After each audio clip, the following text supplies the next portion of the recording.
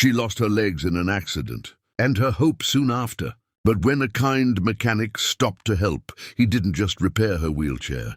He rebuilt her faith in life again. This is a story of kindness, courage, and second chances, a reminder that sometimes love doesn't walk, it rolls on wheels. Like, share and subscribe, and tell us where you're watching from. Now let's get started. The warm Texas sun filtered through the dusty window blinds of a small apartment on the edge of Austin. Inside, Emily Parker sat quietly by the window, her hands resting on the armrest of her wheelchair. The soft hum of the city outside was a distant reminder of the life she once lived, full of motion, laughter, and dreams. Once a passionate athlete and university student, Emily had been known for her energy and spirit. But a single night changed everything. A car accident that took away her ability to walk and replaced her dreams with silence. Days had turned into weeks, and weeks into months. Her old electric wheelchair, which had been her lifeline, had broken down 2 weeks ago. The motor was dead, the batteries drained, and no one seemed willing to repair it. The manufacturer quoted a price far beyond her means. She tried pushing herself in a manual chair, but her arms ached, and her spirit grew heavy. Every movement reminded her of what she had lost, and every passing day deepened the feeling of isolation that had become her new reality. Emily's apartment felt smaller each day. The walls seemed to close in as she sat staring out at the people walking past. Children chasing after ice cream trucks, couples holding hands, joggers moving freely. Freedom had become something she could only watch. She often imagined herself walking again, feeling the ground beneath her feet, wind brushing through her hair. But the dream always ended the same. Her eyes opening to the cold steel of her chair and the empty echo of her apartment. That afternoon, heavy clouds rolled over the town, painting the sky in shades of gray. A light rain began to fall, tapping gently against the glass. Emily needed groceries, but her chair was barely functioning. Still, she forced herself out, determined not to let another day slip away in silence. She rolled slowly down the sidewalk, the old wheels squeaking with each turn. The rain grew heavier, and within minutes she was soaked. When the chair suddenly stopped in the middle of the road, she froze, panic rising in her chest.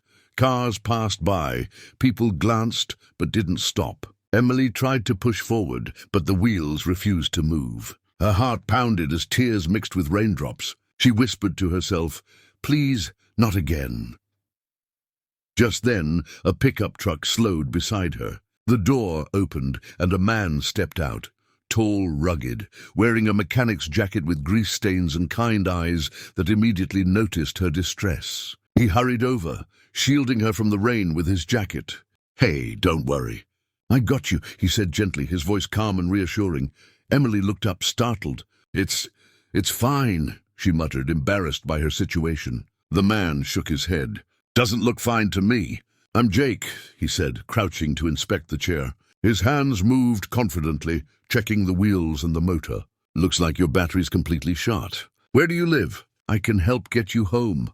She hesitated, unsure whether to trust a stranger, but his sincerity felt different. She pointed toward her apartment building just a block away, and Jake nodded, effortlessly pushing the chair through the puddles. By the time they reached her building, the rain had slowed to a drizzle. Jake helped her inside carefully, making sure not to invade her space. The warmth of the apartment felt comforting after the storm. "You shouldn't be out there alone in this weather," he said softly. Emily gave a faint smile. "I didn't have much of a choice," she replied. Jake looked at the wheelchair again. "If you'd like, I can take this to my shop. I run a small garage down the street. Might be able to fix it up for you." Her eyes widened a little. "You can fix electric wheelchairs?" she asked, half hopeful, half doubtful. Jake chuckled. "I can fix anything with wheels," he said, his tone light but confident. Emily hesitated. The chair was her only means of mobility, even if broken. Trusting it to someone she barely knew felt risky. But as she looked at him, soaked from the rain, smiling with kindness, she felt something she hadn't in a long time. Faith. Slowly she nodded. "Okay," she said. "But please be careful. It means a lot to me." Jake carefully lifted the wheelchair, muscles flexing as he carried it out to his truck. Emily watched from the window as he secured it in the back, the sound of the tailgate closing echoing softly. As the truck drove away, she felt an odd mix of relief and fear.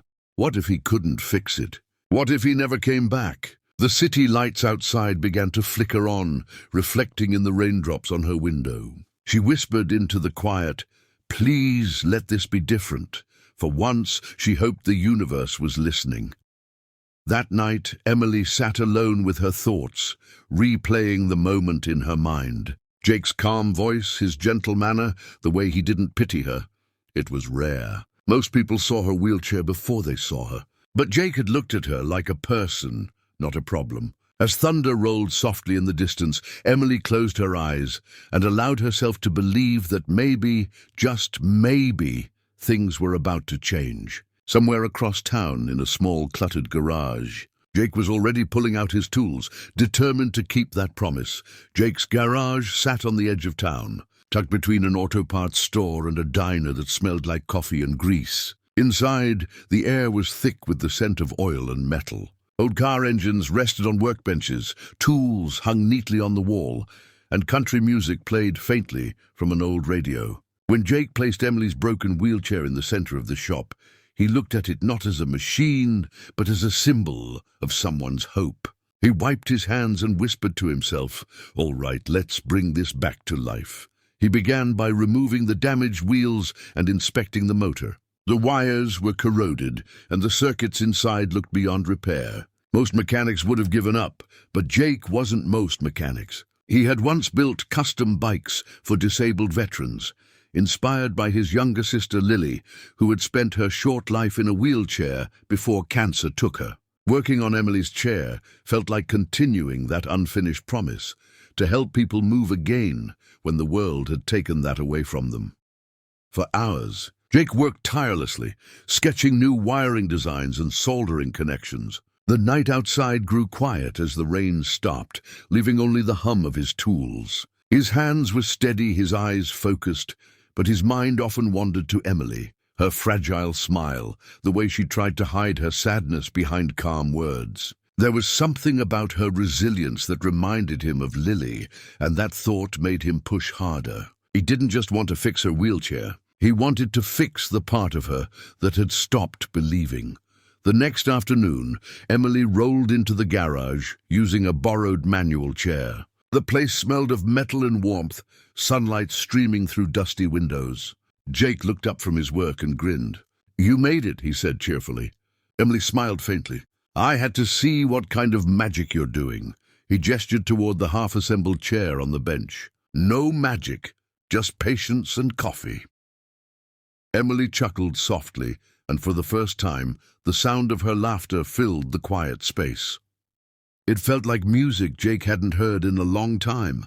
They spent the afternoon talking while Jake worked. Emily told him about her life before the accident, how she used to play soccer, run every morning, and study physiotherapy. "I wanted to help people recover," she said, voice low. "Now I'm the one who needs it." Jake paused and looked at her. "You're still helping, Emily. You just don't know it yet." She looked confused. "How?" she asked. Jake smiled faintly. "Because when people see you fighting, they'll remember not to give up either."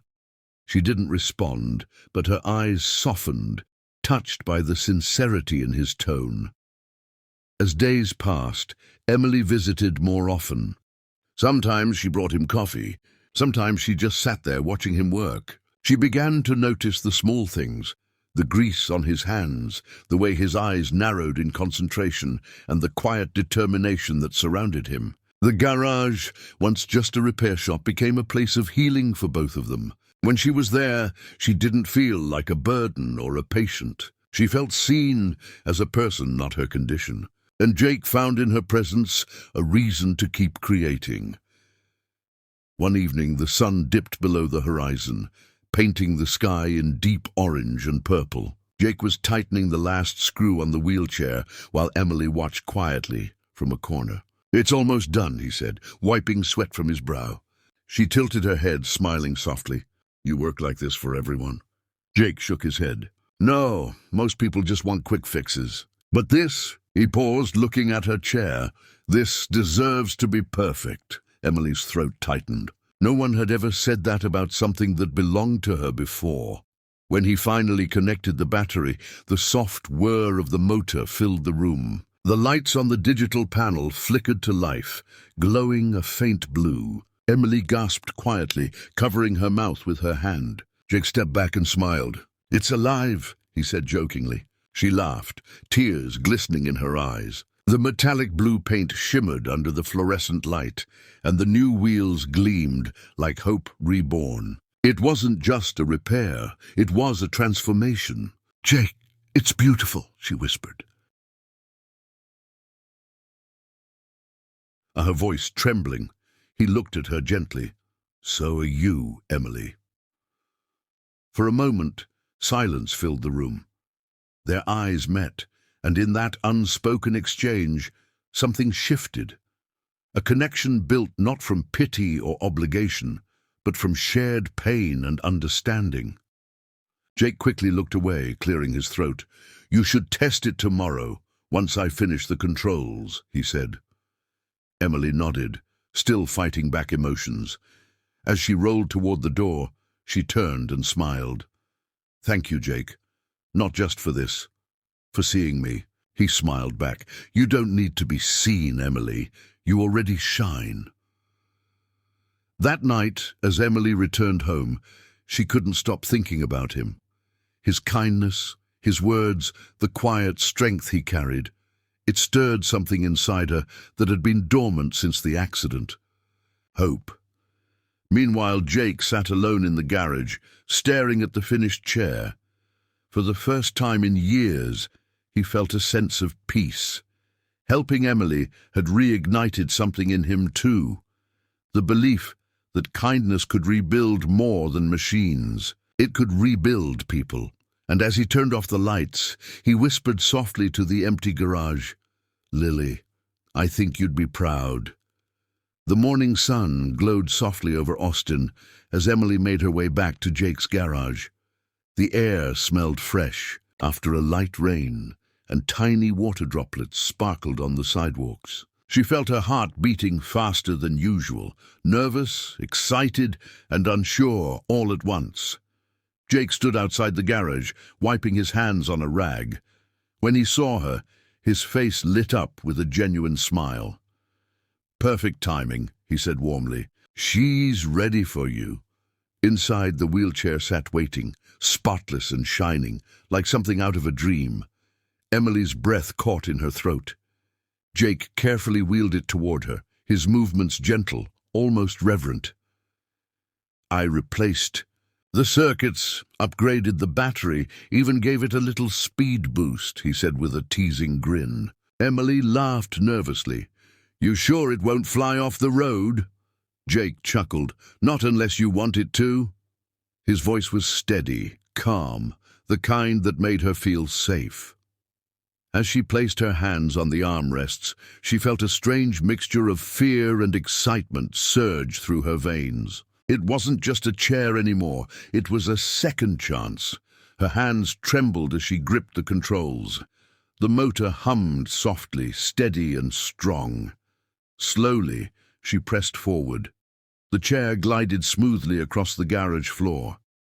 A tear rolled down her cheek as she whispered, "It works, it really works." Jake stood beside her, watching quietly, his chest tightening with emotion. "Told you," he said softly, his eyes glinting under the sunlight. Emily turned the chair in a small circle, laughing through her tears. "It feels like freedom," she said, voice shaking.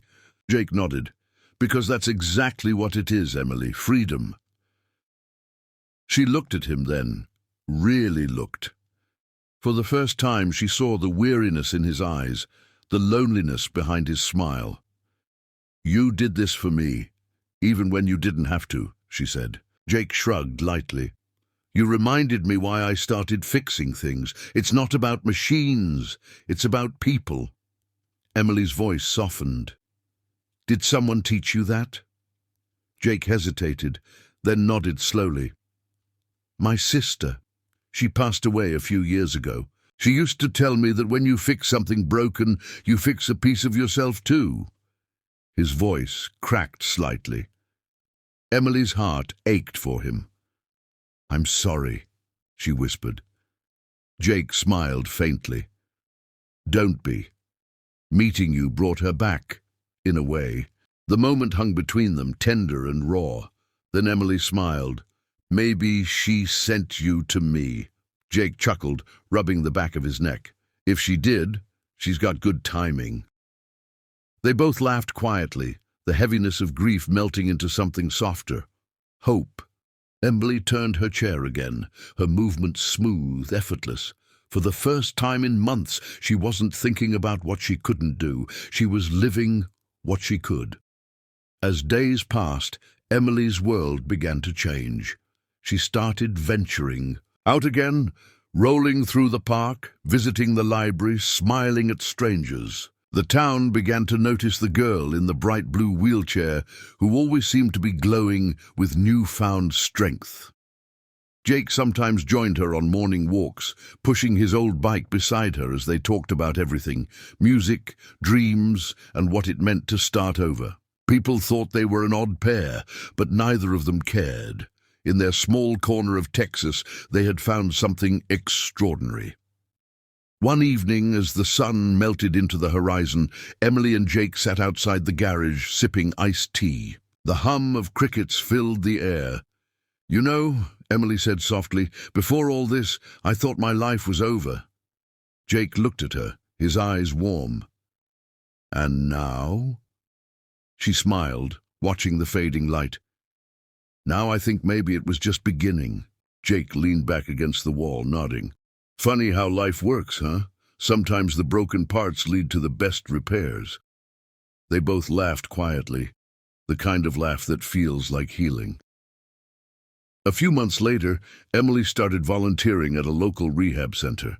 She shared her story with other patients, showing them her rebuilt chair and telling them about the mechanic who gave her back her independence.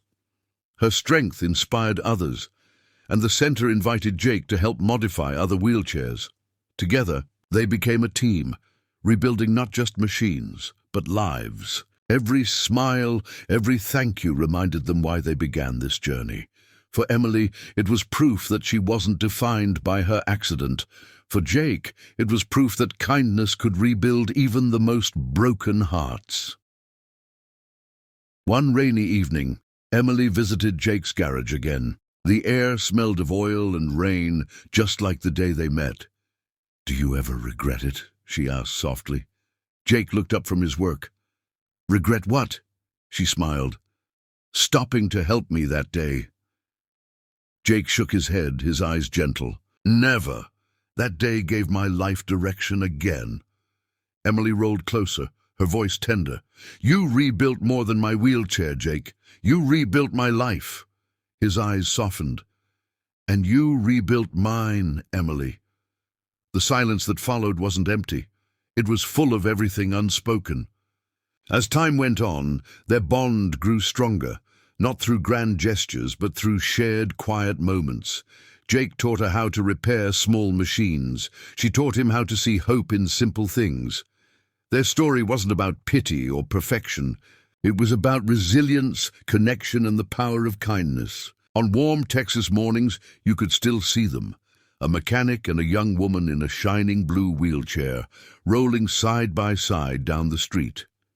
Two souls, once broken, now whole again, proving that sometimes love doesn't rebuild what's lost. It rebuilds what's found.